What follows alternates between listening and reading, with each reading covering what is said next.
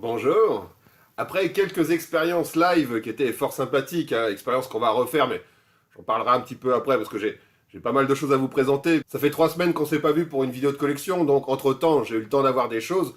Et bon, même si finalement pour le premier film je vais vous parler de quelque chose que j'avais déjà. Bon, je vais rentrer dans le vif du sujet pour pas perdre plus de temps parce que j'ai pas mal de trucs à vous montrer. Un film que j'ai enfin réussi à convaincre ma femme de revoir, un film que j'avais vu il y a quelques temps déjà, que j'avais dans ma collection depuis un bon petit moment. C'est Dark City. Dark City, c'est un film de Alex Proyas, ou Proyas, je sais pas comment ça se dit, avec Rufus Sewell. Bon, Rufus Sewell, je l'ai pas vu de jouer dans grand chose d'autre, je sais pas. Kiefer Sutherland, Jennifer Connelly, William Hurt, et Richard O'Brien aussi, qui est pas marqué, mais qui joue dans Rocky Horror Picture Show, qui joue Riff Raff, qui a écrit les chansons de Rocky Horror Picture Show, qui joue un des étrangers dedans. Je vais vous raconter un petit peu l'histoire après. Enfin, ça va être compliqué parce que Dark City, je pense qu'il y en a beaucoup qui l'ont vu parmi vous. Mais un des reproches que j'aurais à faire à la version cinéma, c'est justement qu'il spoil un peu. Et bon, moi, c'est pas pour vous le spoiler aussi. Donc je vais essayer d'être un petit peu vague pour ceux qui ne l'ont jamais vu. Même si maintenant, je pense que ça fait partie des classiques de la science-fiction des années 90, qui est sorti un petit peu avant Matrix. On pourrait limite dire que c'est Matrix noir, si on voulait lui donner un surnom, dans le sens où il y a un petit côté méta, voilà, on se questionne sur la réalité du monde qui nous entoure, tout ça, avec des choses qui manipulent cette réalité. J'essaie de pas trop en dire. Noir, parce que c'est dans une ambiance un peu film noir. Parce que c'est un film qui emprunte à pas mal d'esthétique. C'est typiquement un film qui est écrit par un aspirant réalisateur, dans le sens où il puise ses influences à droite à gauche dans le cinéma. Et pas que. Dans le cinéma, notamment pour le genre du film noir, il y a vraiment cet aspect film noir, enquête de police, avec des costumes, des chapeaux, voilà, des très style années 40 avec la femme fatale qui chante dans un cabaret, tout ça. Ce genre de truc qu'on voit dans un film noir. Mais il y a également un côté expressionnisme allemand, que ce soit dans les décors qui font vraiment métropolis. On se croirait vraiment dans une cité fantasmée pendant l'expressionnisme allemand. Et également, les antagonistes ressemblent pas mal à Nosferatu, le vampire chauve un petit peu chelou là qu'on peut voir voilà, dans le film de Murnau. Donc c'est un film qui pioche un peu à droite à gauche comme ça dans les influences artistiques. C'est un film qui est aussi à cheval entre Brasil de Terry Gilliam et voilà Matrix, enfin qui est précurseur de Matrix, puisqu'il est sorti un petit peu avant Matrix. D'ailleurs, il me semble que Matrix a réutilisé 2-3 décors qui ont été utilisés pour Dark City. Comment vous raconter l'histoire sans en dire trop? Dark City, c'est l'histoire d'un homme qui se réveille dans son bain, voilà, il est amnésique, il est à côté d'une femme qui a été assassinée. Alors il ne sait pas par qui, si c'est par lui ou quoi, parce qu'il se rappelle de rien. Il est dans une chambre d'hôtel qu'il ne connaît pas. Il commence à déambuler un petit peu dans la rue, comme ça, en essayant de s'enfuir, en essayant de comprendre qu'est-ce qui lui est arrivé. Quand il sort de la chambre d'hôtel, il voit que tout le monde est en train de dormir, alors que lui est réveillé, mais il voit que tout le monde dort dans l'hôtel et tout. Il va progressivement tenter de mener son enquête pour découvrir qui il est réellement. Et il va s'apercevoir qu'il se passe quelque chose de bizarre. Une fois par jour, à minuit, tout le monde semble s'endormir. Et il y a des buildings qui sortent de terre. Tout a l'air de se modifier dans la ville. Il y a des chauves chelous en chapeau qui le poursuivent toute la journée. Enfin, toute la journée, toute la nuit. Parce qu'en plus, apparemment, il a l'air de ne faire que nuit pendant la journée. On ne voit jamais le soleil, d'où le nom Dark City. J'essaie de rester vague, je le raconte peut-être très très mal le film. Et il va être aidé par un professeur joué par Kiefer Sutherland qui va essayer de l'aider à essayer de comprendre la vérité. Un professeur qui s'appelle le professeur Daniel Paul Schreiber, qui a été nommé en hommage à un juriste, je crois, qui a écrit Mémoire d'un névropathe. Je vais être obligé de vous spoiler un petit peu 2-3 trucs pour quand même pouvoir parler de certains thèmes, parce qu'il y a des choses, il y a des petits clins d'œil un petit peu marrants dans ce film. Attention, spoiler, pour ceux qui ne veulent pas du tout être spoilés sur le film, sauter un peu plus loin, voilà, je mettrai le timecode. Ce qui se passe, c'est que à minuit, tout le monde s'endort dans cette ville, toute la ville s'endort, et sauf les étrangers qui sortent d'on ne sait pas où, qui sont des chauves en manteau noir, avec un chapeau noir, qui viennent bouger les gens de pièces, qui viennent modifier la réalité. Il y a des immeubles qui poussent de terre, les pièces s'agrandissent, se modifient, tout ça. Donc ils viennent changer un petit peu la réalité. Et il y a un professeur qui vient avec eux, qui est leur complice ou leur prisonnier, on ne sait pas trop, au départ, qui les aide à implanter, avec une grosse seringue, dans le crâne des gens, implanter des changements, soit de personnalité, parce qu'on déplace des gens, on les met, quelqu'un qui est, je sais pas, caissier, on peut le déplacer, puis hop, il devient maçon, ou je sais pas quoi, peu importe. Il change de vie, il change des gens de vie pendant ce moment où tout le monde dort. Ensuite, paf, il se barre et tout le monde se réveille et comme si de rien n'était, ils ne se rendent pas compte des changements qu'il y a eu autour d'eux. Voilà, donc bon. Voilà, fin du spoil. Et donc j'ai fait ce petit spoil là pour vous parler d'une petite référence qui est intéressante. Le professeur en question, joué par Kiefer Sutherland, il s'appelle dans le film Schreiber, Daniel Schreiber ou Paul Daniel Schreiber. Le vrai Schreiber, hein, dont le nom est inspiré pour le personnage de Kiefer Sutherland, c'était quelqu'un qui a écrit le mémoire d'un névropathe, et ça fait partie des seuls... ça va être compliqué de dire le seul, parce que j'allais dire des seuls schizophrènes paranoïaques qui est écrit sur leur maladie. Alors je dis, c'est difficile parce que finalement... Philippe Cadic, on pourrait dire que c'est quand même un paranoïaque qui a écrit aussi sur sa maladie. Alors il n'a pas écrit sur son cas en particulier, mais il s'est pas mal inspiré de ses névroses pour trouver des idées à écrire. Pareil pour Lovecraft, hein, ces névroses l'ont pas mal aidé, j'en ai déjà parlé dans une vidéo précédente, ces névroses l'ont pas mal aidé à développer son imaginaire. Et là, pour le coup, c'était un juriste qui a fini à l'asile et puis qui a réussi à gagner un procès pour pouvoir montrer qu'il n'était pas dangereux pour la société, donc qu'il puisse gagner une certaine liberté. Et il en a profité, quand il a gagné son procès, d'être en liberté pour pouvoir écrire ses mémoires d'un névropathe dans lesquels il a décrit précisément quels étaient ses névroses, ses délires. Et ça a beaucoup aidé les psychanalyses. Alors, évidemment, moi, je dis pas beaucoup de bien de la psychanalyse hein, sur la chaîne parce que moi, je considère que c'est aussi une pseudo-science, donc c'est bien d'avoir des opinions, tout ça, mais bon, il y a beaucoup de spéculations dans la psychanalyse, et il y a Freud et Lacan qui ont beaucoup étudié le cas de Schreiber, et après il y a eu Deleuze, tout ça. Deleuze avait l'air d'avoir un peu mieux compris. Bon, je vais pas partir dans une critique de la psychanalyse en elle-même, mais voilà, le cas de Schreiber a été pas mal étudié, parce que c'est pas souvent qu'on a des documents sur un schizophrène paranoïaque qui est suffisamment lucide, en tout cas, pour pouvoir décrire précisément ce qu'il voit, ce qu'il ressent, ce qu'il pense. Donc ça a été un cas d'étude. C'est intéressant de donner ce nom au personnage joué par Kiefer Sutherland, parce que la schizophrénie paranoïaque est un petit peu au cœur du récit de Dark City.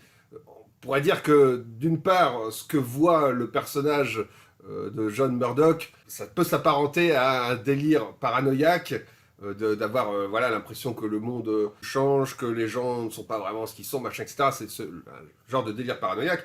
Mais également, les habitants en eux-mêmes de la ville, on leur fait subir, alors j'essaye de, comme j'ai spoilé tout à l'heure, j'essaye de rester vague, on leur fait subir une expérience schizophrénique, et justement la personne qui aide à ça, donc son nom est inspiré de quelqu'un qui a été schizophrène paranoïaque.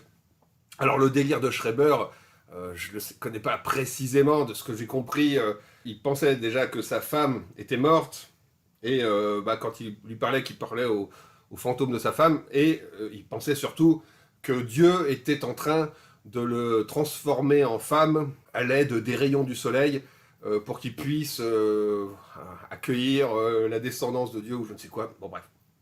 C'était un délire à la fois entre une sorte de messianisme et un questionnement identitaire sur avoir l'impression que sa personnalité était changée en une autre chose et qu'il se transformait, qu'il devenait quelqu'un d'autre pour un plan divin, pour quelque chose de plus important que son existence, pour servir à quelque chose. Il se transformait progressivement. Donc Schreiber, il a fini par beaucoup se travestir, considérer qu'il était une femme. Alors je sais que justement, Freud, on a bien profité pour parler d'homosexualité à fond par rapport à son père, machin, etc. Alors que non, je pense que vraiment, non pas qu'il avait des fantasmes homosexuels, mais qu'il avait vraiment l'impression de devenir quelqu'un d'autre et devenir en l'occurrence une femme. C'est pas exactement de l'homosexualité, bon, ouais. Je vais pas faire une analyse psychologique de Schreiber, mais c'est intéressant de savoir que Alex Proyas, c'est pour ça qu'il a appelé son personnage comme ça, parce que pour se rappeler quand même que au cœur de l'histoire, ça faisait partie des influences qui lui avaient donné l'envie d'écrire ce genre de scénario, la psychologie du cas Schreiber, de cette personne qui imagine que le monde, son identité change. Et d'ailleurs, il y a un truc qui est marrant, c'est que Schreiber pensait que l'identité changeait par rapport aux rayons du soleil, et là justement dans Dark City, c'est une ville où il fait nuit tout le temps. Donc voilà, il y a quelques petits clins d'œil à l'histoire de Schreiber. Il y a des clins d'œil un petit peu poussés, dans le sens que Schreiber, son père, c'était un médecin qui était adepte de la pédagogie noire, je crois que ça s'appelle. Alors attention, c'est un truc un petit peu dark justement. qui était le fait d'essayer d'élever les enfants, mais un petit peu... un petit peu comme un nazi chelou, quoi. C'est-à-dire que il avait développé, le père de Schreiber, des machines pour empêcher les enfants d'ouvrir leur bouche, tu vois, les machins qui s'accrochent comme ça pour leur faire fermer leur gueule, et voilà, des trucs pour les faire se tenir droit, des espèces d'outils de torture, quoi. Donc il avait une vision de la pédagogie qui était un petit peu bizarre, le père de Schreiber. Donc, ce qui explique peut-être aussi en partie pourquoi son fils a pété un câble plus tard. Mais visiblement, son éducation au père de Schreiber, ses méthodes n'étaient pas forcément les plus efficaces pour avoir un enfant en bonne santé. Mais voilà, son père a développé tout un tas de machines et de théories, comme quoi il fallait, voilà, dès que le nouveau-né commençait à téter le sein de sa mère, il fallait à tout prix, paf, l'enlever un petit peu pour qu'il apprenne à gérer sa frustration. Voilà, c'est quand même complètement débile d'essayer d'apprendre à un bébé de gérer sa frustration en disant ok, hop, tu vas prendre une petite goutte de lait, puis maintenant tu vas aller te la fermer dans un coin. Donc voilà, ça c'était les visions du père de Schreiber sur l'éducation. Bon, voilà, ce que ça a donné, c'est quelqu'un qui n'était pas super bien dans sa peau pendant toute sa vie, donc à ne pas suivre, je pense. Et d'ailleurs, voilà, ce qui est marrant, c'est que dans le film, on voit à un moment Kiefer Sutherland, en Schreiber, qui a aussi des trucs qui lui tiennent la tête, machin, justement, comme les appareils de son père. Il y a des petits clins d'œil comme ça qui sont marrants dans le film. J'essaye de pas trop spoiler, même si, bon, on a compris le principe. Et puis, bon, des choses qui parlent de Dark City, il y en a un paquet hein, sur Internet, parce que c'est devenu maintenant un film culte, donc je vais pas trop en dire. Mais voilà, j'avais envie de préciser deux, trois petits clins d'œil qui avaient été faits dedans par rapport à la pathologie du réel Schreiber qui a écrit Mémoire d'un névropathe. D'ailleurs, une chose qui est intéressante avec la schizophrénie paranoïaque, c'est qu'il y a ce sentiment que le réel autour de soi ne l'est pas vraiment, voilà, et qu'il y a des choses, d'ailleurs, dans ce qu'a écrit Schreiber, qui correspondent un petit peu à ce qu'il y a dans Dark City, dans le sens d'avoir l'impression que voilà hier le bâtiment qui est là il n'y était pas vraiment, voilà, d'être un peu perdu dans le réel, d'avoir l'impression que d'être dans la matrice, quoi, tout simplement, que la chose se recompose. D'ailleurs, je pense que parmi les délires paranoïaques contemporains, il y a beaucoup de délires en rapport avec la matrice. C'est pour ça que je dis c'est un Matrix noir. Matrix un peu après a introduit cette idée, il était inspiré de plein de théories, de plein de choses qu'on avait déjà dans la culture, même dans la culture populaire. Mais Matrix est devenu une référence pour parler que le réel autour de soi n'est pas réel, que c'est une simulation, voilà. Et Dark City, il y a ce côté aussi un petit peu, le réel qui n'est pas réel, c'est le côté simulation. Et ça colle parfaitement avec des délires paranoïaques qui peuvent exister. Il y a eu des périodes où voilà, ces délires paranoïaques étaient beaucoup liés à la religion, l'impression que Dieu ou le diable influençait les actions. Et maintenant, voilà, on a beaucoup plus des paranoïas en rapport avec le fait d'être dans une simulation. Et puis d'ailleurs, je dis c'est des paranoïas quand ça devient handicapant, mais après, on ne sait pas, peut-être c'est vrai, peut-être qu'on est dans la matrice, peut-être que machin. Ça devient des délires paranoïaques à partir du moment où on en souffre. C'est-à-dire qu'à partir du moment où le fait d'avoir des théories sur la réalité nous rend dangereux pour nous-mêmes ou pour les autres. Mais voilà, on peut très bien imaginer que c'est possible. Des fois, quand on prend une route sans arrêt, toujours la même route, et on a l'habitude de toujours faire regarder au même endroit, voilà, de toujours faire à peu près la même chose, eh ben, on voit pas des fois qu'il y a un bâtiment qui s'est construit, ou une rue qui a été réaménagée. Et ça arrive de dire, c'est bizarre, c'était toujours là ce truc-là, je l'ai jamais vu. Ou même, parfois, moi ça m'est arrivé d'avoir un truc auquel j'avais jamais fait attention, alors que ça faisait 100 fois que je passais à côté. Pour peu que, paf, un jour on soit pas configuré tout à fait pareil, on pense un petit peu autrement, on se dit, cette rue-là, elle existe, je pensais pas, je savais pas qu'il y avait une rue là, ou je savais pas qu'il y avait ce magasin-là, alors que ça fait 50 fois qu'on passe devant, et puis qu'après on nous dit, bah si, il a toujours été là, voilà. Donc cette impression que la matrice a été reconfigurée, qu'il y a un bug dans la matrice, que le monde a été reconfiguré pendant notre sommeil, c'est quelque chose qu'on peut avoir dans la réalité, et c'est quelque chose qui peut être perturbant quand on est en phase de questionnement paranoïaque et métaphysique. Ce film, il est intéressant aussi sur ce propos-là. Moi, j'avais envie, je ne vais pas parler de tout l'aspect SF qui est très cool dedans, hein, tout l'aspect film noir qui est très bien aussi, mais j'avais envie justement, je ne sais plus qui parmi vous m'avait dit que ça pourrait être intéressant de parler de psychiatrie, de problèmes psychologiques, tout ça, en rapport avec le cinéma. On peut imaginer voilà, la schizophrénie pour Fight Club, machin, etc. Et pour Dark City, effectivement, la schizophrénie paranoïaque, le film en parle relativement bien, justement, je trouve, parce qu'il illustre des choses qu'on peut penser quand on a des bouffées. On n'est pas obligé d'être un schizophrène paranoïaque diagnostiqué pour comprendre les choses qu'il y a dans le film, hein, mais je veux dire, on peut avoir des pensées, des débuts de délire paranoïaque qui vont ressembler un petit peu à ça, et ça c'est intéressant parce que je trouve que le film le retranscrit assez bien. Parce qu'il n'y a pas que ce fait d'avoir la ville qui change, tout ça, il y a aussi l'impression d'être dans une vie artificielle, c'est-à-dire d'avoir été déplacé, que normalement on avait une autre vie, et que, paf, pendant la nuit on a été déplacé, et puis tout ce qu'on se souvient, si ça se trouve, c'est une mémoire qu'on nous a implantée, ça se trouve, c'est la première fois qu'on est dans cette situation-là, et nos souvenirs sont artificiels, tout ça, bah, voilà, tout ça c'est des choses que, voilà, dans la paranoïa schizophrénique, les gens victimes de ces pensées-là vont développer énormément, hein, tout ce type de théorie. Il y a justement dans le film là, un enquêteur, alors pas l'enquêteur joué par William Hurt, mais un autre qui a l'air complètement justement paranoïaque, alors que voilà, c'est le seul qui s'est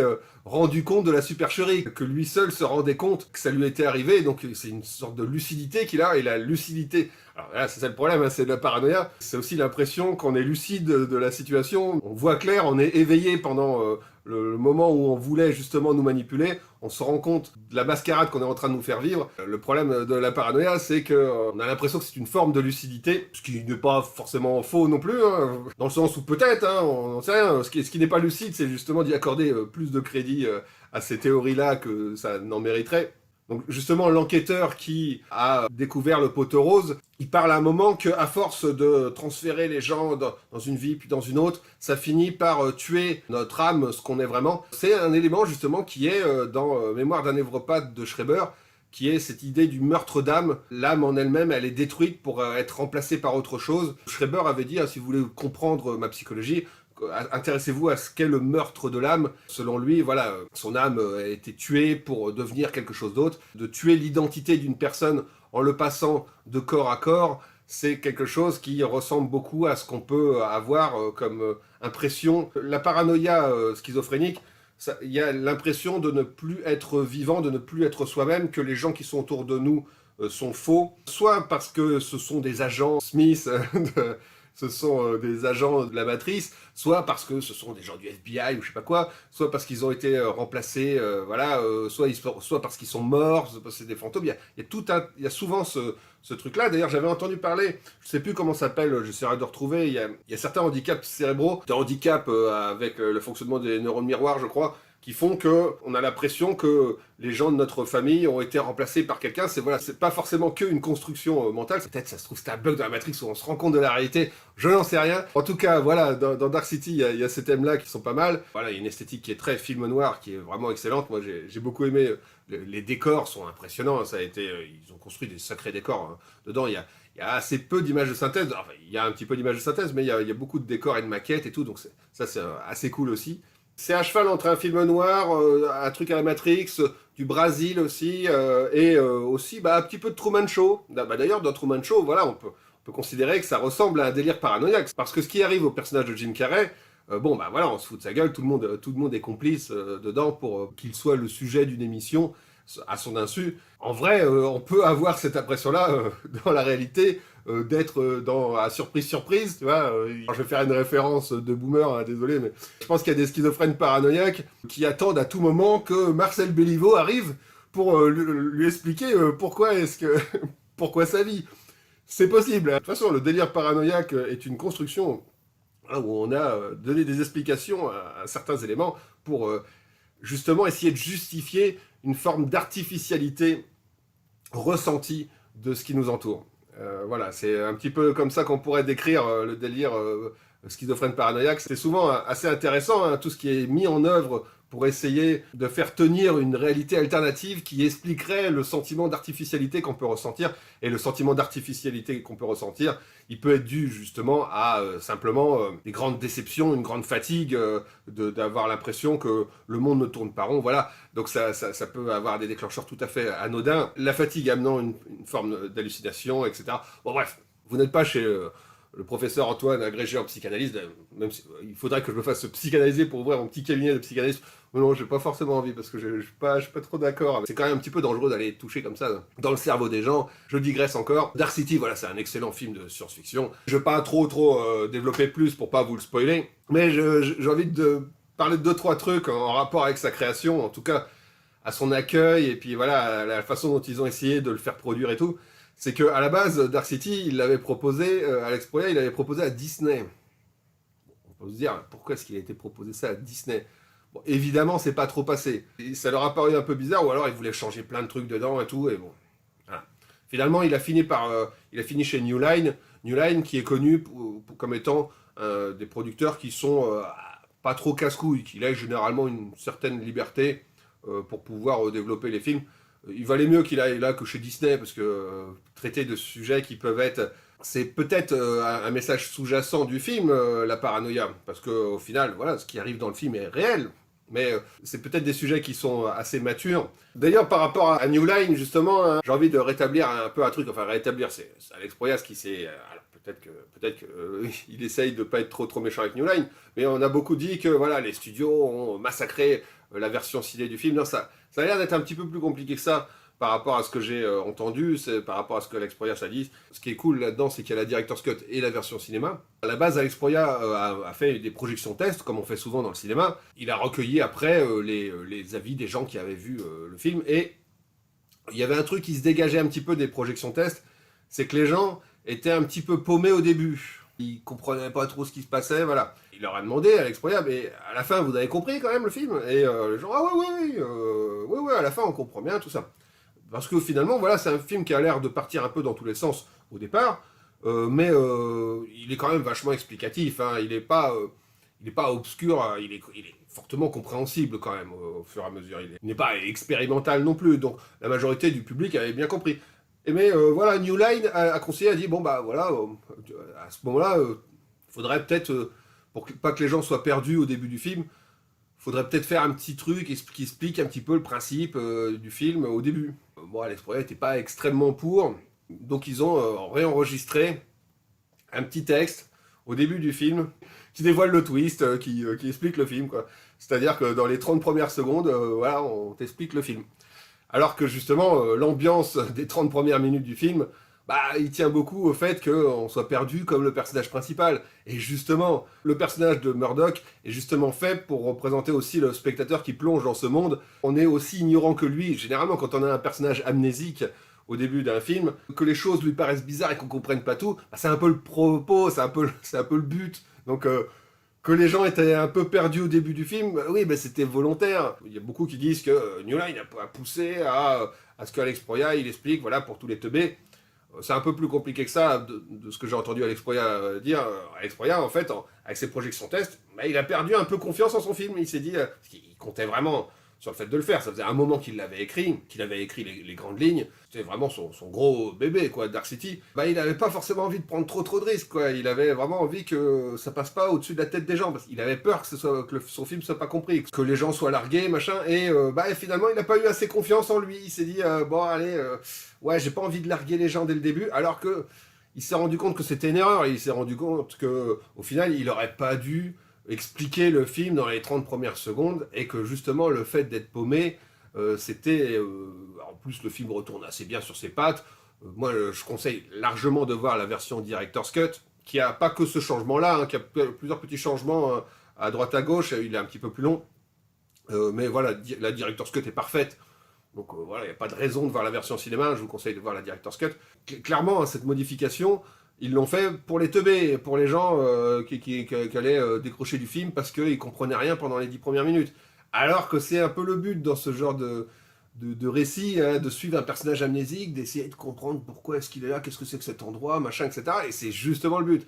Là, ils ont rajouté Kiefer Sutherland qui dit, alors voilà, le scénario c'est ça. Enfin, c'est pas comme ça, mais bon, c'était pas nécessaire.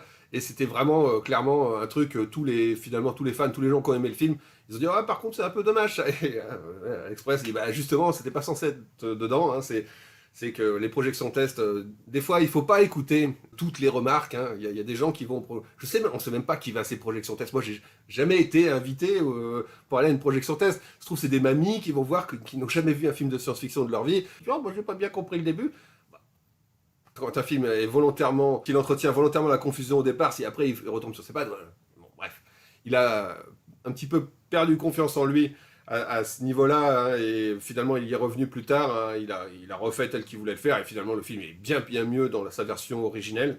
Je vais pas parler plus longtemps de Dark City, parce que sinon je vais finir par tout révéler. Je vous encourage à le voir si vous l'avez jamais vu. C'est un excellent film de SF, un peu film noir. Donc voilà, comme je dis, un Matrix noir éventuellement. Je sais pas si c'est un bon qualificatif, parce que finalement Matrix est beaucoup orienté action, alors que celui-là est beaucoup orienté sur l'ambiance. Il y a un petit côté enquête, tout ça. Il est plus proche d'un Brésil et d'un Truman Show que de Matrix, en fait. Hein. Mais voilà, vous aurez compris, hein, j'espère.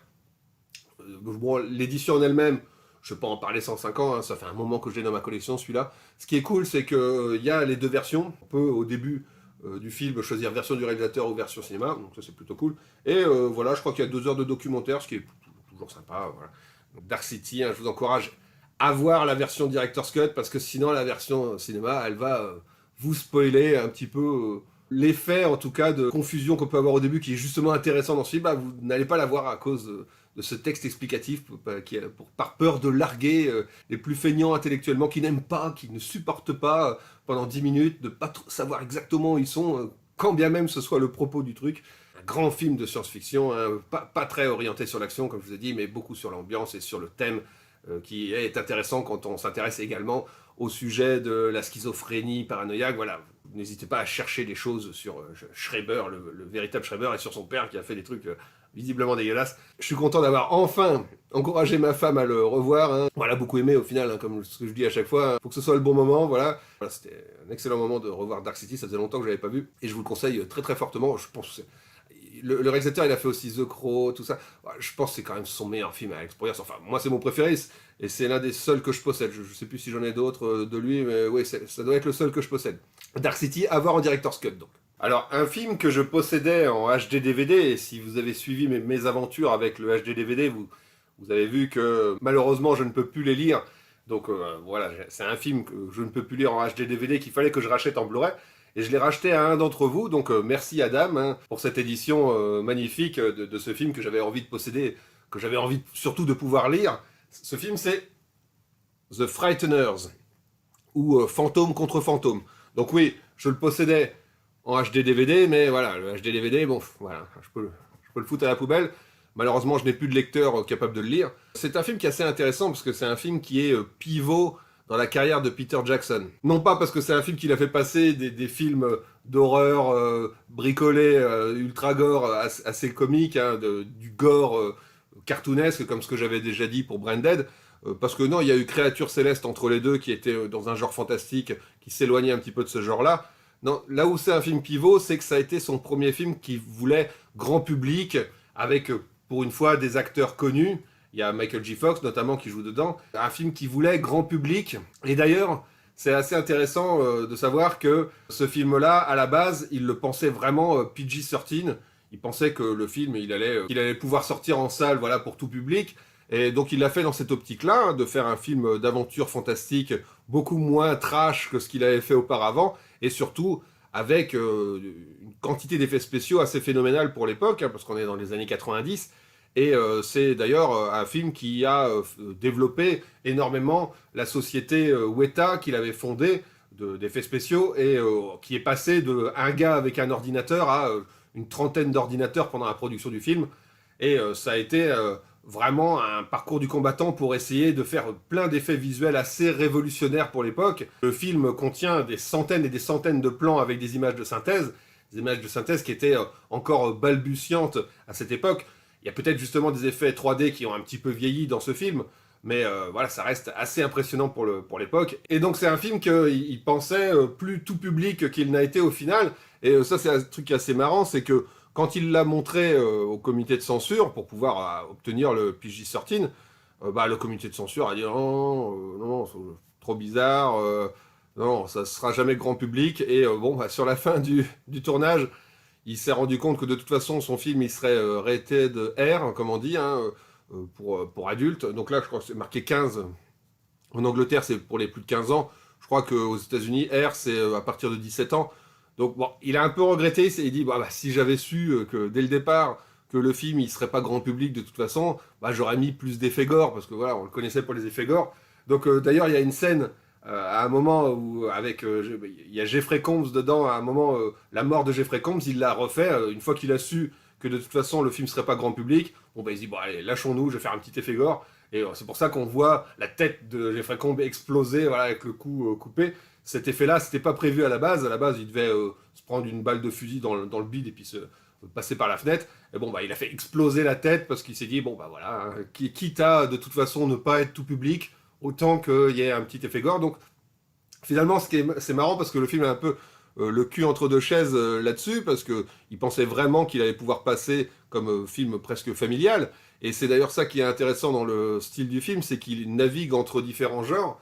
Il y a de la comédie, il y a du fantastique, il y a de l'aventure, il y a quelques petits éléments un petit peu horrifiques, et c'est un film avec le ton un petit peu particulier, et ça fait justement partie de ces films où on savait pas trop comment le vendre à l'époque, hein. Décidément, hein, le genre de l'horreur, aventure fantastique avec un petit peu d'humour, ça a été visiblement difficile à faire comprendre aux différents marchés, aux producteurs et aux distributeurs, comment vendre ce type de film, alors que maintenant on connaît qu'il y a plein de films dans ce genre. Mais voilà, à chaque fois, un film, si c'était pas purement une comédie du début à la fin, ou un film d'horreur du début à la fin, ou machin, bah les gens, ils comprenaient pas, enfin les gens. Les studios ont toujours tendance à sous-estimer ce que les gens sont prêts à voir comme film, hein. Donc c'est toujours une sorte de prudence qu'ils ont par rapport au marché, mais qui dessert hein, finalement, parce que ça fait que parfois ils vont vendre un film qui contient des éléments de comédie, par exemple, tout ça comme un truc d'horreur, et bon bah voilà, ça va. Ceux qui s'attendaient à un truc d'horreur pur vont être déçus parce qu'on leur a menti sur la marchandise quelque part. Ces films qui vont dans plusieurs genres, c'est toujours un petit peu délicat à marketer. Et The Frightener, justement, n'a pas été un énorme succès en salle. Je pense qu'il s'est rattrapé pas mal après en vidéo. Il est devenu assez culte au fur et à mesure. Et ce film, au départ, ça devait d'ailleurs être un long métrage des Contes de la Crypte. À la base, Peter Jackson l'avait proposé à Zemeckis pour être un long métrage des Contes de la Crypte. Et Zemeckis s'est dit, ouais, oui, non, ça a l'air cool comme projet, mais je le vois pas trop s'intégrer à l'univers des Contes de la Crypte. Moi, je veux bien mettre du fric dedans, mais voilà, c'est un film à part, on va dire, ça n'a pas de rapport avec les Contes de la Crypte, c'est un film à part. Donc, c'est produit par Zemeckis, et Peter Jackson, dedans, s'est essayé pour la première fois à faire un truc un peu grand spectacle. Et après, Peter Jackson, il a été beaucoup connu pour sa trilogie du Seigneur des Anneaux, du Hobbit, également pour King Kong, voilà, des trucs vraiment grand spectacle. Mais voilà, ça a été sa première incursion dans le style du blockbuster. Même si voilà, il n'a pas cassé la baraque en termes de réception publique, hein, en termes de vente, mais il a eu un accueil critique plutôt favorable. Et c'était un film culte que j'avais vraiment envie d'avoir, que ce soit pour son importance en termes de film pivot dans la filmographie de Peter Jackson, mais également parce que c'est un film très efficace, avec énormément de scènes avec des effets spéciaux qui étaient, moi je trouve, fort réussis pour l'époque. Même si, voilà, au niveau des textures, des éclairages, ça a un petit peu vieilli, comme la 3D du départ, hein, ça, clairement, on est un peu après Jurassic Park quand même, mais voilà, de faire des personnages entièrement en images de synthèse, tout ça, c'était pas toujours facile à cette époque. Et d'ailleurs, en termes d'effets spéciaux, il y a des choses intéressantes qui ont été tentées dedans, parce qu'il est beaucoup question de fantômes, et ils ont un petit peu utilisé pour la première fois les caméras qui enregistraient les mouvements, parce que généralement, on voit à la fois des fantômes et des êtres humains qui parlent avec les fantômes. Bon, je vais revenir un peu après quand je parlerai du scénario. Et il filmait indépendamment l'acteur Michael J. Fox en train de parler dans le vide, comme ça, d'interagir avec des choses qui n'étaient pas là. Et la caméra qui l'avait filmé, tous les mouvements qui avaient été utilisés, après, tout ça a été enregistré et il pouvait, même plus tard, bien plus tard, il pouvait remettre en place la caméra, les rails et tout, et paf, relancer le programme, et puis la caméra refaisait les mêmes angles de caméra, et ce coup-ci, on filmait les fantômes, parce qu'en fait, on filmait indépendamment les fantômes pour rajouter après un effet de transparence dessus. Les fantômes, ils sont transparents, ils ont un petit halo, ils sont un petit peu bleus. Donc les fantômes et les êtres vivants étaient filmés indépendamment, mais avec la caméra qui reproduisait exactement les mêmes angles. Ce qui était difficile pour ceux qui devaient jouer les fantômes, parce que clairement, s'ils étaient un petit peu en décalage en termes de jeu, bah, la caméra ne les suivait plus, quoi. Elle était déjà partie ailleurs. Donc c'était pas évident pour les acteurs qui devaient jouer les fantômes. Et voilà, cette caméra, je crois qu'elle avait été prototypée par un gars aussi en Nouvelle-Zélande, parce que ouais, c'est un film qui a été tourné en Nouvelle-Zélande encore, hein, Peter Jackson était encore en Nouvelle-Zélande à cette époque-là. Et ils avaient d'ailleurs essayé de modifier 2-3 trucs dans la ville pour que ça ressemble aux États-Unis, parce que c'est censé se passer aux États-Unis, mais c'est clairement filmé en Nouvelle-Zélande. Bon, quand on connaît un peu la Nouvelle-Zélande, on reconnaît un peu les paysages quand même, mais ils avaient mis des plaques d'immatriculation américaines aux voitures, ils avaient mis des modèles de voitures américaines pour qu'on croit qu'on est aux États-Unis. Et donc ça raconte l'histoire de Frank Bannister, joué par Michael J. Fox, qui est un chasseur de fantômes un petit peu escroc, dans le sens où, depuis qu'il a eu une expérience traumatisante suite à un accident, il voit des fantômes, il les voit comme s'ils étaient avec lui. Il a 2-3 fantômes qui bossent avec lui et qui permettent de faire un peu des escroqueries, dans le sens où il envoie ses fantômes chez quelqu'un pour secouer les lits, pour faire un poltergeist dans la maison. Et lui, il débarque avec son petit détecteur, tout ça, paf, paf, il empoche le chèque, il dit bon, c'est bon, voilà, vous êtes libérés les fantômes. Donc, il a construit sa petite arnaque de chasse aux fantômes. Et un jour, alors qu'il intervient chez un client, il voit sur le front d'une personne encore vivante, il voit un numéro s'inscrire sur le front, et il commence à flipper. Et il se trouve que la personne qui a un numéro, elle va mourir après. Et donc, il y a plusieurs cas comme ça dans la ville où à chaque fois, une personne, Frank Bannister, quand il la croise, il voit qu'elle a un numéro et cette personne meurt pas longtemps après, tuée par une espèce de spectre chelou qui ressemble un peu à la mort. Frank Bannister va essayer d'arrêter ce fantôme qui s'en prend à différentes personnes après avoir marqué un numéro sur leur front. Et voilà, je vais pas trop en dire sur le scénario, vous verrez si vous l'avez jamais vu. Et donc justement, comme pour Dark City, dans cette édition-là, il y a la Director's Cut et la cinéma sur le même disque. On peut choisir au début laquelle on veut lancer. Alors c'est un peu différent parce que pour le coup, je sais pas si on peut parler de Director's Cut, parce que la version longue, c'est pas vraiment la version que Peter Jackson considère comme la Director's Cut, c'est plutôt la version qui est sortie au cinéma qu'il considère comme Director's Cut. La version longue, c'est plus une version étendue. C'est des choses qu'il avait coupées pour le rythme, qu'il a remis. D'ailleurs, il n'a pas remis tout ce qu'il avait coupé pour le rythme. Au départ, quand il avait filmé le truc, il en était arrivé à plus de 2h30 de film. Et évidemment, ça arrive souvent, quand on fait un film comme ça, d'arriver à presque 2h30. Et donc, il a coupé à droite à gauche. Et finalement, la version étendue dedans, qui n'est pas donc la Director's Cut, elle fait à peu près, elle fait quasiment 2h10. Donc il manque encore 2-3 trucs, mais ça a rajouté 2-3 éléments à droite à gauche.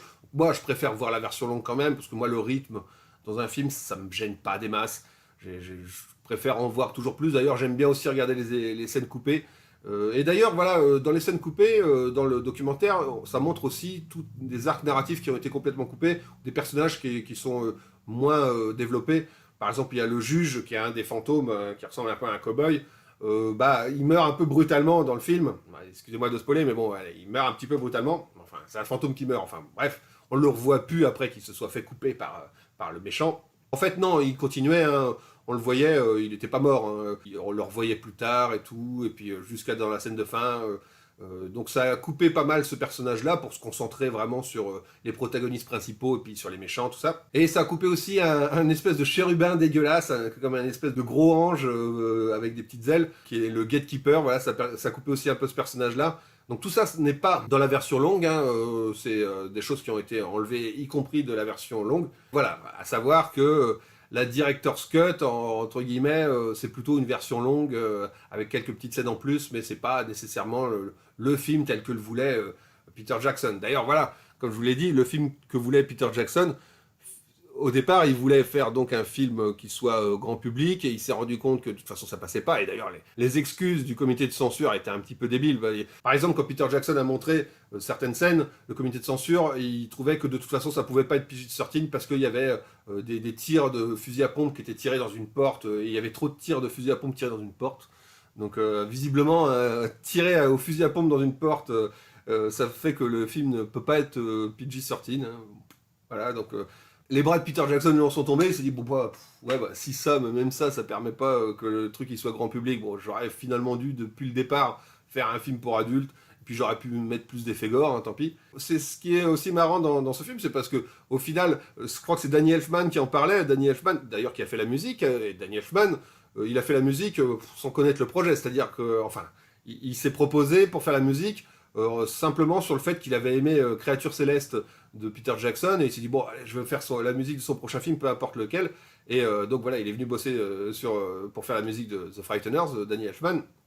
Et il avait emmené sa fille de 11 ans, je crois, au cinéma. Il lui a demandé voilà, est-ce qu'il y a des choses qui t'ont choqué? Et sa gamine de 11 ans, elle a dit je sais pas, qu'est-ce que j'étais censé ne pas voir dans ce film, qu'est-ce qui était dangereux pour moi? Donc voilà, à chaque fois la censure sous-estime un petit peu ce que les enfants sont capables d'accepter, parce que finalement moi c'est un film que j'ai vu étant enfant qui m'avait beaucoup plu. Évidemment il y a des éléments un petit peu dur. Je veux pas trop spoiler, mais voilà, ça parle aussi un petit peu de tueur en série aussi. Donc tout ça, c'est des thèmes qui sont un petit peu plus adultes.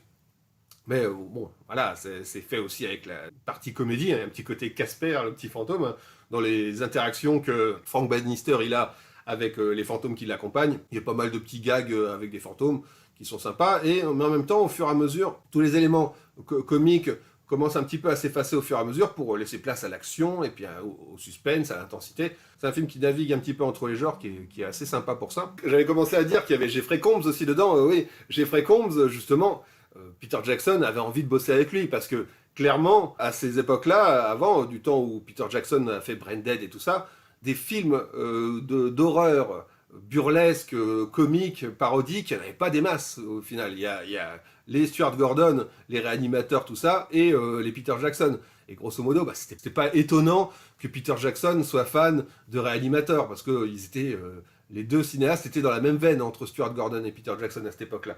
Et il avait beaucoup aimé Peter Jackson, Jeffrey Combs, hein, qui jouait le personnage Herbert West, le scientifique dans Reanimator, et donc il a voulu mettre Jeffrey Combs dedans, qui est magique. Hein. Il fait un agent du FBI qui travaille dans le paranormal, qui a été infiltré dans des sectes, qui a servi d'esclave sexuel à la famille Manson et tout. Le gars, il est complètement cinglé, complètement névrosé. Et voilà, Jeffrey Combs fait du vraiment bon Jeffrey Combs. Hein. Il y a des séquences qui sont extraordinaires avec lui. Tout le monde est nickel dedans. Il y a donc Michael J. Fox et puis sa copine. On l'a pas vu beaucoup, sa copine Trini Alvarado, qui joue aussi très bien, tout ça. Bon, bref, au niveau du casting, tout est nickel. Et c'est un film d'aventure fantastique, très très efficace, que j'avais vraiment vraiment envie d'avoir dans une version que je peux lire. Donc merci à Dame, hein, à qui j'ai acheté ça, hein, parmi les gens qui suivent la chaîne. Et je lui ai acheté donc cette édition qui est une édition VHS. Alors voilà, il n'est pas en VHS, mais on dirait une cassette vidéo. Parce que dedans, quand on ouvre, attention, je vous ai déjà présenté des éditions un peu comme ça. Voilà, donc c'est une fausse VHS de The Frighteners. Alors c'est sympa hein, ce qu'ils ont fait dessus, hein, c'est toujours bien reproduit. Hein, alors c'est pas le même format qu'une cassette vidéo, parce que de toute façon, un CD ne peut pas rentrer à une cassette vidéo, c'est un peu plus petit qu'un CD, donc ça pourrait pas rentrer dans une vraie cassette vidéo. Donc c'est jamais vraiment exactement le même format. Mais dedans, voilà ce qui est marrant à voir. Déjà, ils ont mis un poster. Alors ce qui est cool, c'est que c'est les visuels originaux. Hein. Donc ça, voilà, le poster original de The Frighteners. Donc un petit poster, mais c'est sympa toujours de mettre ça. Voilà, c'est un petit peu comme des bobines de cinéma. Donc il y a le film en Blu-ray et en dessous le film en DVD. Et dedans, il y a en plus des petits goodies à la con. Hein, c'est toujours marrant. Il y a un peu comme les cartes à collectionner, voilà, les cartes qu'on s'échange, numérotées. Alors bon, le truc, c'est qu'ils ont fait... c'est le numéro 23, je crois. Mais il n'y en a pas des différentes suivant les éditions à collectionner, à s'échanger. Hein, mais bon, voilà, ils ont fait comme le principe des petites cartes à collectionner, comme les cartes de footballeurs ou de baseballeurs là qu'il y avait. Et il y a également un petit sticker, voilà, du film. Donc ça, c'est sympa.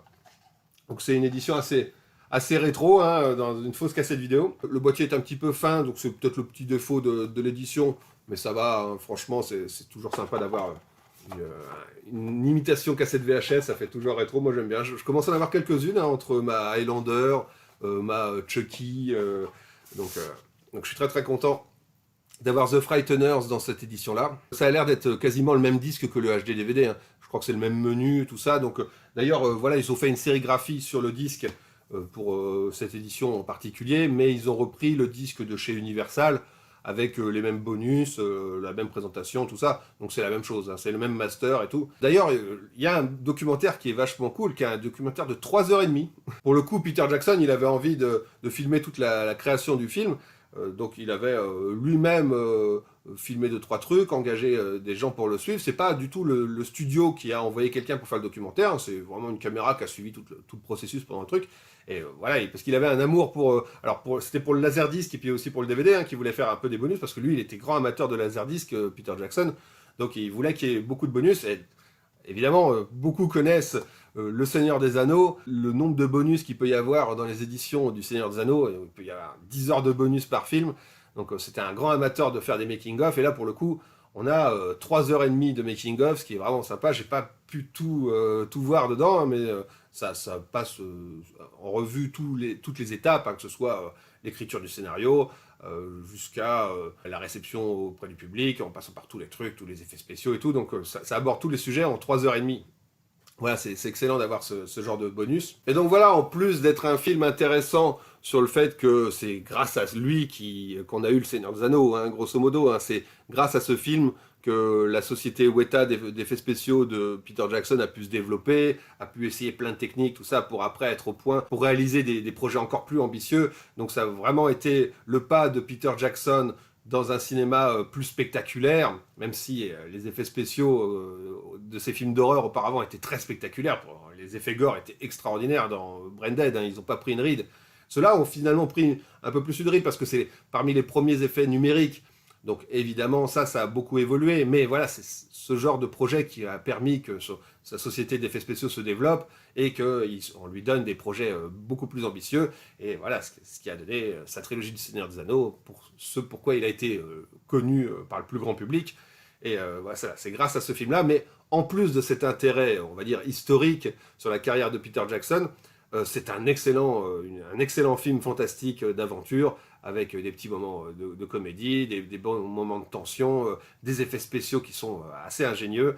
Et voilà, il y a plein de choses qui sont sympas dedans. Ah, d'ailleurs, dans les acteurs dedans, il y a aussi le fils de Peter Jackson qui joue, c'est un bébé. Hein. À un moment, il y a une scène où les fantômes ils font flotter des bébés pour faire peur. Et bon, bah, il y a un des bébés, le bébé souriant là sur son machin à bretelles. L'un des bébés, le bébé souriant qui a une tête un petit peu chelou, bah, c'est le fils de Peter Jackson. Alors je sais pas à quoi il ressemble maintenant, mais voilà, c'était ses débuts dans le cinéma. The Frightener, je vais pas en parler beaucoup plus. Hein, je vous encourage évidemment à le voir si vous l'avez jamais vu, parce que maintenant c'est devenu un classique du cinéma d'aventure fantastique. Voilà, je me devais d'avoir une belle édition. Donc encore merci à Adam pour cette belle édition qui est assez rare. Elle s'est beaucoup vendue en Angleterre. D'ailleurs, c'était des éditions qui n'étaient pas spécialement très chères en Angleterre, ça valait bien le coup, ces éditions-là, mais vendues par des sites qui n'exportaient pas en France. Donc c'est un peu la galère à les avoir en France parce que l'éditeur ne vend pas en France. C'était spécial pour l'Angleterre. Je crois qu'Adam l'avait trouvé sur eBay, quelqu'un qui en vendait. Donc voilà, moi je suis content d'en avoir un exemplaire. Et peut-être que je en prendrai d'autres dans cette collection-là, parce qu'il me semble qu'Adam on a quelques-uns dans cette édition VHS qui est fort sympathique. C'est toujours bien dans une collection d'avoir des objets un petit peu particuliers comme ça. Et d'ailleurs, en plus, Adam m'a fait un petit cadeau en plus, hein, parce que moi je lui avais commandé ça, j'étais déjà bien content de le recevoir, mais il m'en a glissé un petit en cadeau. Donc ça c'est cool, hein, que j'ai pas encore eu le temps de revoir, mais justement, que j'avais envie d'avoir dans ma collection, mais que je vois pas souvent passer dans les cash converters, c'est tout. Donc je suis super content qu'il me l'ait glissé en cadeau. C'est Karate Kid, hein, le fameux Karate Kid, hein, l'original, le premier de la... Je crois qu'il y a une trilogie où il y en a 3 ou 4, puis après il y a celui avec le fils de Will Smith et Jackie Chan, mais ça voilà, ça, c'est le premier, le 1. Donc ça voilà, c'était un import anglais, donc je crois pas qu'il y ait la VF et tout dessus, mais bon, moi ça me va, comme je l'ai déjà dit, ça me va d'avoir la VO, donc je suis super content. En plus, il y a plein de bonus et tout, donc je vais pouvoir revoir Karate Kid que je n'ai pas revu depuis très longtemps, depuis les années 90, hein, je pense tout simplement. Merci Adam hein, pour ce cadeau qui est excellent. Hein, franchement, c'en est un que j'aurais pris avec plaisir de toute façon si je l'avais trouvé. Donc c'est super cool. Karate Kid, peut-être que je reparlerai hein, plus tard. Je n'ai pas encore eu l'occasion de le revoir, mais je pense que tout le monde connaît Karate Kid. Hein, pour le coup, hein, c'est un grand classique des années 90. Je dis 90, mais non, c'est des années 80. Oula, oui, c'est déjà de 1984. Hein. Oui, c'est un grand classique des années 80, Karate Kid. Donc j'ai hâte de le revoir. Donc merci à Adam hein, pour cette belle édition de Frighteners et pour ce petit cadeau de Karate Kid qui fait fort plaisir. Donc je reverrai tout ça, peut-être que je reparlerai de Karate Kid. En parlant de cadeaux, alors ce coup-ci, non, ça n'a pas l'air d'être Marc hein, qui m'a envoyé un cadeau, mais j'ai reçu encore une fois dans ma boîte aux lettres, enfin reçu, encore une fois déposé dans une enveloppe qui n'a pas été envoyée, donc par un admirateur qui connaît mon adresse, donc encore une fois je ne sais pas d'où ça vient. Voilà, j'essaye de ne pas flipper, hein, avec un petit mot encore, hein, j'ai encore un petit mot que je vais vous lire, hein, j'ai reçu encore un autre cadeau, décidément je suis gâté en ce moment, mais ça n'a pas l'air d'être Marc, en tout cas c'était pas signé. J'avais reçu Robo Geisha, et c'était à peu près écrit comme ça, tout ça, sauf que là il n'y a pas le bisou, hein, comme pour Robo Geisha il y avait un petit bisou, là il n'y a pas le bisou, mais il y a les petits XOXO, comme ça, les bisous à l'anglaise, là, que c'est marqué comme dans l'autre, donc c'est probablement une autre personne que Marc, ou alors Marc a de multiples personnalités, je ne sais pas, enfin bon bref, je préfère ne pas trop en savoir là-dessus. Tant qu'il m'arrive rien, tant mieux. Hein. Voilà, en tout cas c'est un cadeau, donc ça Alors, vous allez voir cadeau, mais bon, ça fait toujours plaisir, hein, rien que le geste, on va dire. Alors, je vous lis le mot, hein, c'est « Mon cher Antoine, j'espère que tu vas bien. » Bah, très bien, et toi je ne sais pas qui tu es, mais j'espère que tu vas bien toi aussi. J'ai beaucoup aimé tes dernières vidéos. Ah bah, ça fait plaisir. Je profite de mon passage dans la région pour te donner un nouveau film. Ah, donc oui, donc je pense que c'est la personne qui m'avait déjà offert Robo Geisha. En espérant que cela te plaira et qu'il apparaîtra peut-être dans une prochaine vidéo. Alors oui, il va apparaître. Je ne vais pas en faire une critique hyper longue, hein, vous allez voir. Bonne continuation à toi et bon film. Alors bon film dans le sens, passe un bon moment à voir le film, parce que bon film, pour le coup, alors je sais pas comment t'appeler, hein, mystérieux fan, le film en question c'est The Bunnyman Massacre. Ah là par contre c'est de la merde hein, quand même. Hein. Ah mais bon, après voilà, hein. Merci, hein, merci beaucoup, mystérieux inconnu. Alors... Voilà, le tueur, c'est ce petit, c'est ce personnage en costume de lapin. Voilà. Mais bon, ça, pourquoi pas. Non, c'est pourri. Hein. Oh, là, pour le coup, c'est pourri. Là vraiment, j'ai essayé de le regarder. Hein. J'ai essayé de le regarder et bah, ce qui est marrant, c'est que, alors, c'est toujours marrant d'avoir des films ratés. Hein, comme ça permet de se rendre compte que le cinéma, c'est quelque chose de difficile. Voilà, hein. Parfois il y a des films, on va voir, on va être super critique en se disant oh là là, c'est pourri, machin, où il n'y a pas de budget et tout. Bah si, des fois, des films qui nous paraissent cheap, bah l'air de rien, il y a du boulot derrière. Mais celui-là, il paraît vraiment, vraiment cheap, pour le coup. Franchement, ça fait réévaluer certains films qu'on trouvait petit budget, tout pourri. Là, non, là, c'est vraiment, vraiment, vraiment amateur. Ce qui est marrant, c'est qu'il y a des making-of. Bon, fait maison au caméscope, hein, mais il y a des making-of. Et bah, le premier making-of, il commence bien, hein, parce que ils sont en litige avec des avocats, tout ça, parce que les gens à qui ils ont loué la caméra, il y a un problème, la caméra elle est cassée, donc ils sont obligés d'arrêter le tournage, et puis ceux à qui ils ont loué, il y avait une assurance où ils peuvent pas, ils sont censés leur fournir un matériel de rechange et puis il n'y a pas et machin, donc bref. La production du film ne commence pas sous les meilleurs auspices parce qu'ils ont loué cette caméra, donc bon, voilà, c'est là qu'on voit que c'est un extrêmement petit budget parce que voilà, c'est une bande de potes hein, qui ont loué une caméra pour faire un film dans la forêt. Bah, la caméra ils l'ont cassée dès le départ et voilà, ils sont un petit peu emmerdés avec cette caméra qu'ils ont louée. Et d'ailleurs, je sais pas comment, enfin, est-ce que c'est le transfert qui fait ça? Ou est-ce que c'est la caméra en elle-même qui était pas ouf, mais l'image est dégueulasse. J'aurais pu avoir une meilleure image avec mon smartphone, donc je sais pas si c'est après la compression ou quoi, qu'est-ce qu'ils ont fait, mais peut-être dans le logiciel de rendu, après avoir fait le montage, ils ont peut-être exporté en qualité trop dégueulasse, mais je sais pas pourquoi ils ont loué une caméra pour avoir un résultat aussi dégueu. Mais bon, voilà, on voit déjà ça, et on voit clairement que bon, bah, les acteurs, c'est pas... voilà, c'est des amateurs. Je pense que dedans, il y a personne... Je crois pas qu'il y ait quelqu'un qui ait refait quelque chose là-dedans. Hein.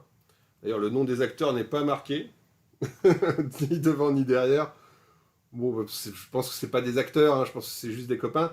Bon, ça commence par une scène un petit peu à la duel, hein, avec des jeunes dans une voiture, et puis il y a un camion bizarre qui les double, et puis après il les emmerde sur la route, et puis il le redouble et tout, et puis il s'engueule avec ce camion. Donc, un petit hommage à duel, hein. Mais une scène un petit peu trop longue, hein, ça dure un quart d'heure où il ne se passe pas vraiment grand chose. Et voilà, dès qu'il y a des scènes d'horreur avec ce lapin, bon, c'est monté n'importe comment, c'est filmé n'importe comment, c'est éclairé n'importe comment. C'est pas éclairé en fait. Voilà, il y a des moments, il y a des contre-jours de ouf. D'un plan à l'autre, c'est pas le même étalonnage de l'image parce que voilà, le capteur de la caméra essaye de compenser le truc. Donc il y a des fois c'est surexposé, des fois c'est sous-exposé. Enfin bref, c'est ni fait ni à faire. Même au niveau des effets spéciaux, il n'y a pas d'effet gore. C'est ça qui, enfin. Alors j'ai pas pu tenir jusqu'à la fin. Au bout d'un moment, je me mettais en accéléré parce que je me suis dit, aïe, aïe, aïe. Mais voilà, les effets, c'est simplement. Il y a le lapin il a une tronçonneuse. C'est un pastiche de Massacre à la tronçonneuse, visiblement, mais avec pas nécessairement beaucoup d'humour, à part le fait que le tueur soit un lapin. Voilà, dès qu'il y a un plan où il va tuer à la tronçonneuse quelqu'un, bon, bah, les simples effets spéciaux, c'est qu'il y a un gars qui a un petit jerrycan de sang qui balance du sang comme ça sur la personne qui fait ah comme ça en se prenant du ketchup. Et c'est que ça, hein, c'est que On voit tout ce qui est effet gore, c'est hors champ, et puis c'est juste qu'on balance du sang. Donc ils ont investi dans une caméra et dans des jerrycans de sirop d'érable ou je ne sais quoi, et puis c'est tout. Ils ont été filmés ça en forêt. Bon, voilà. C'est le genre de film qui permet voilà, de se rendre compte que le cinéma c'est difficile. C'est un art, hein, c'est quelque chose qui est difficile à faire. Et bon, bah voilà, il suffit pas de filmer une caméra pour faire un chef-d'œuvre. Hein, mais merci quand même pour ce cadeau hein, qui me permet, d'un point de vue bah, historique du cinéma, de se rendre compte que voilà. Je l'ai déjà dit, hein, mais c'est utile d'avoir des films loupés pour se rendre compte bah, de ce que les autres réussissent, quelque part. Et celui-là, ouais, c'est difficile de trouver des qualités. Alors je crois qu'il a 2 et quelques sur IMDb, voilà. On pourrait se dire le côté du lapin tueur, bon, ouais, c'est délirant, mais non, justement, il n'y a pas assez d'humour. Enfin, ils essaient de faire leur propre slasher dans la forêt, mais bon, peut-être qu'il y a des super scènes à la fin que j'ai loupées, hein, et ça peinait à se mettre en place. Il n'y a pas beaucoup de dialogue non plus, il y en a quelques-uns, mais bon, on voit que de toute façon, comme c'est pas des acteurs professionnels, valait mieux pas qu'ils parlent trop, hein. Les plans sont un peu longuets, tout. C'est vraiment un film amateur. Bon, ils ont l'air d'être tous très jeunes, hein, même le réalisateur il a l'air d'être très jeune. Mais ce qui est intéressant, c'est d'avoir des documentaires. Enfin, de les voir un peu filmés pour voir un petit peu comment.